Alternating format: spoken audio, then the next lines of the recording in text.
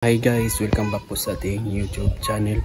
Ngayon naman sa video natin ay share ko naman sa inyo guys kung paano tayo magkabit ng sakit sa ating ilaw. So tara guys, let's go. So ito guys yung gagawin natin. So papalitan natin ng sakit niyan kasi na sira. Ayan. So ito kasi ilaw na to ay ilaw to sa gilid ng bahay at the same time ay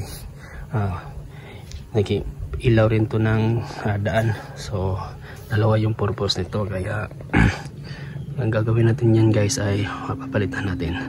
So palala lang muna bago tayo gumalaw dyan ay kailangan mo nating naka-off yung breaker bago natin galawin yan para safety tayo. So yan guys, tanggalin natin to. So yan guys, tanggal na yung receptacle natin. So ito yun. So yan. So ang tagal na nito guys. So ngayon ay ikakabit naman natin yung bagong ceiling receptacle natin. So ito yung ceiling receptacle na bago. So yan guys. So kabit natin yan dito. So yung dulo nito guys ay babalatan natin.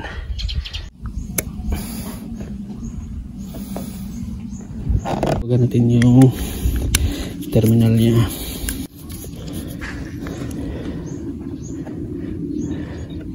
So dito guys, yung pula nito ng wire, ito yung live. So pagkabit naman ito receptacle, so dito yung pinaka live niya guys. So ito, so itong terminal na to yung live. So dito natin yan pasok.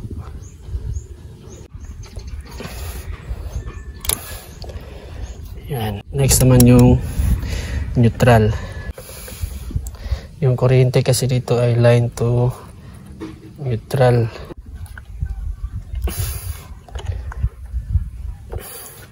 So kailangan guys mahigpit yung pag ano natin ng terminal dito para hindi siya maglulus. Ayan. So tapos na nating maikabit. So ang ano na lang natin dito guys ay fix natin to dito. Ayan. Check muna natin kung meron bang short sa ating ginawa. So ayan. So ilagay lang natin sa continuity. So pag tumunog to guys, ibig sabihin meron siyang. So pag mayroong short circuit guys ay at magkaroon ng sound yung ano natin tester. So yan. So ganyan guys. So ano natin, check natin. So wala siyang tunog. So wala siya. So wala siyang short circuit.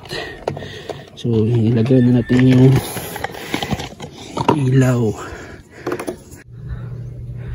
So yan guys, na tapos na nating ikabit. Subukan naman nating i-switch on yung ating switch kung iilaw ba yung ating ilaw. So yan guys, umilaw siya at subukan naman nating i-switch off yung ating switch. So yan guys, naka-off